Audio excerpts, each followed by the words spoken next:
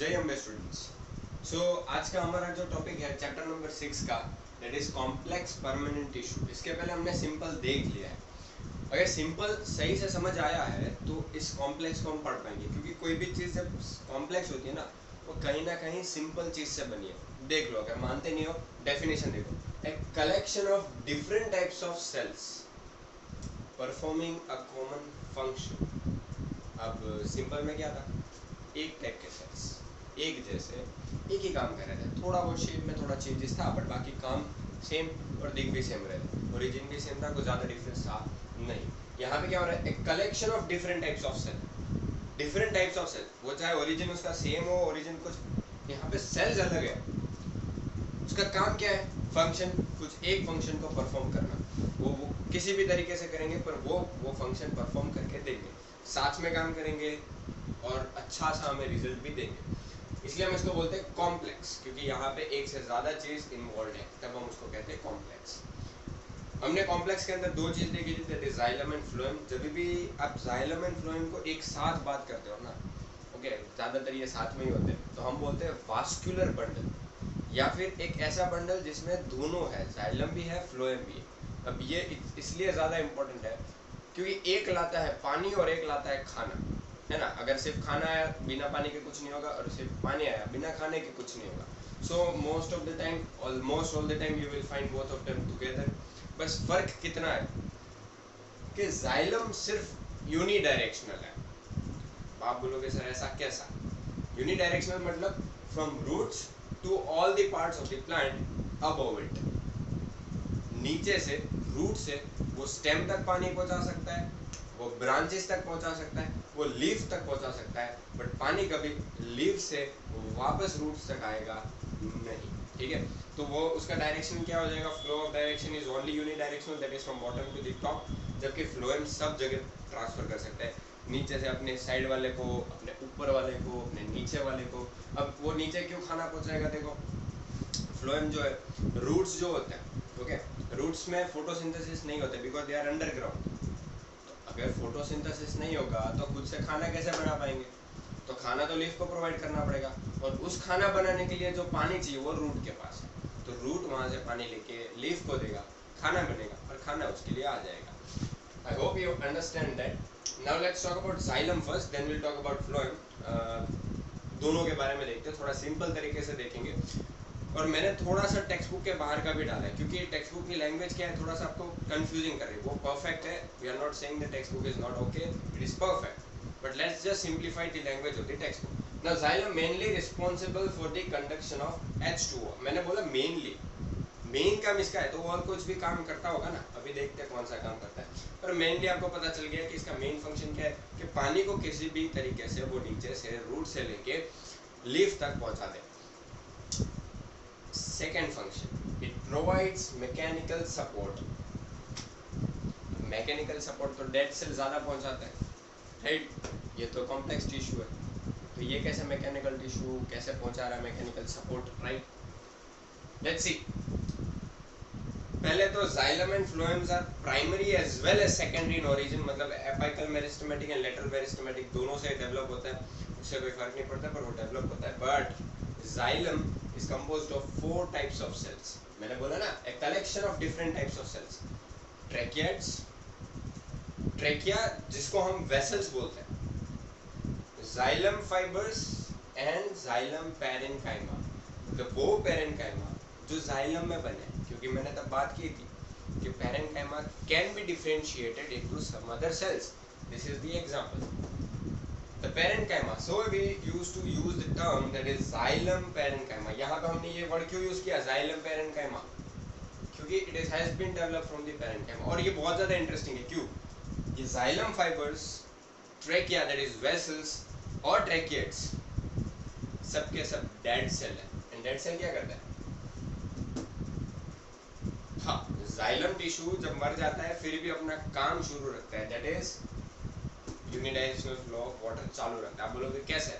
उसके लिए दो फोर्सेस जिम्मेदार है, एक है रूट प्रेशर और एक है ट्रांसपिरेशन पूल, है ना। स्ट्रो आपने देखा होगा, स्ट्रो जब हम किसी भी कोई भी कोल्ड ड्रिंक्स पीते हैं तब उसमें हम स्ट्रो डालते हैं, तो straw is not a living thing, but still when you pull liquid comes up because you are pulling it. Same way यहाँ पे ट्रांसपिरेशन पुल काम आता है, नीचे से प्रेशर भी काम आता है, देयर इज रूट प्रेशर, उसके बारे में हम आगे देखेंगे. तो यहाँ पे 4 सेल्स है, 4 टाइप्स के सेल से बनता है main xylem. That is tracheids, trachea that is vessels, जिसको हम ज्यादातर वेसल्स, कहीं पे भी वेसल आया मतलब we are talking about trachea, tracheids, trachea, ये दोनों मिला के बनते हैं ट्रेकियरी वेसल्स. तो जब भी मैं बात करूँ कि ट्रेकियरी वेसल्स तो आपको पता होना चाहिए okay we are talking about tracheids and trachea, या फिर ट्रेकिया एंड वेसल्स के बारे में हम बात कर रहे हैं. तो together they are known as tracheary vessels. अब आप बोलोगे सर मैंने ये क्यों ऐड किया, बिकॉज बहुत सारी बुक में क्या होता है जब आप रेफरेंस बुक यूज करते हो तो वहाँ पे ये वर्ड यूज हुआ है, तो कंफ्यूज नहीं हो जाना है.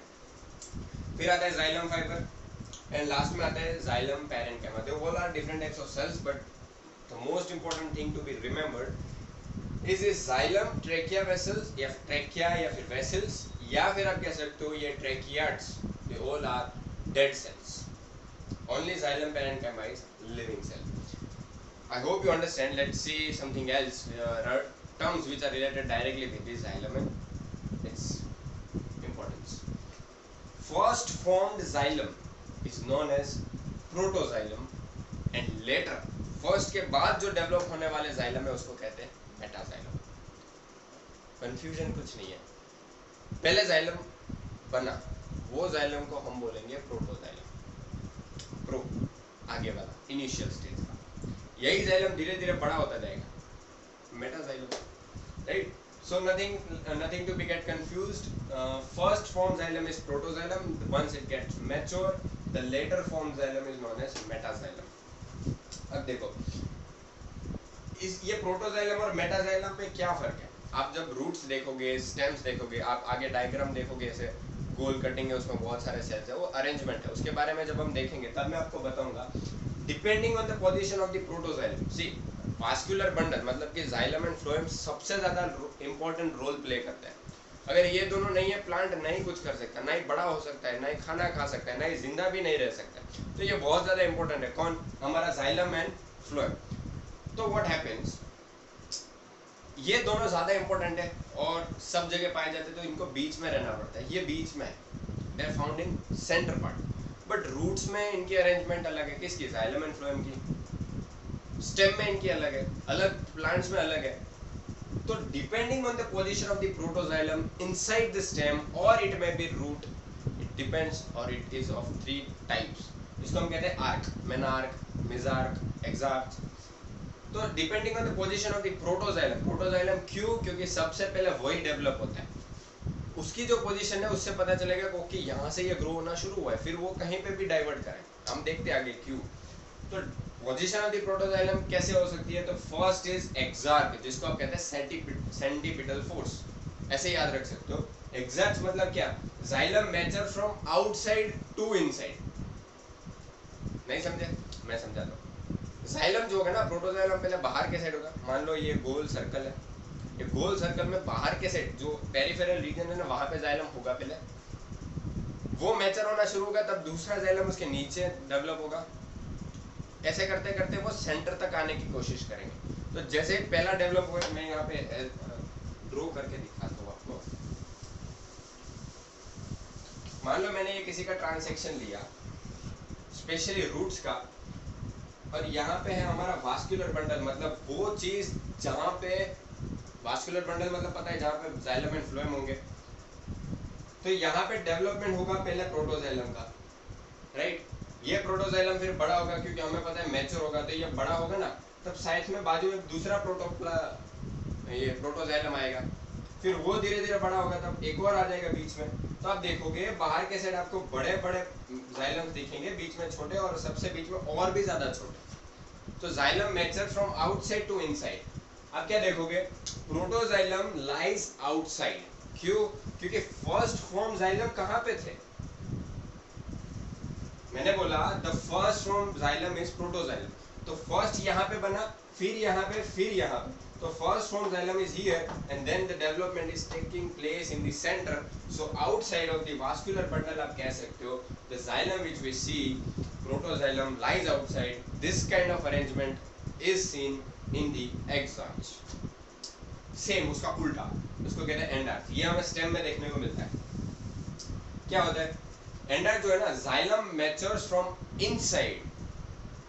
यहाँ पे अब जो वास्कुलर बंडल है, अंदर की साइड पहले प्रोटोजाइलम आएगा, फिर बाहर के साइड जाना शुरू करेगा, तब ये मैच्योर होना शुरू करेगा, फिर ये मैच्योर, फिर ये, तो आपको उल्टा दिखेगा, अंदर के साइड बड़ा और फिर छोटा होता जाएगा।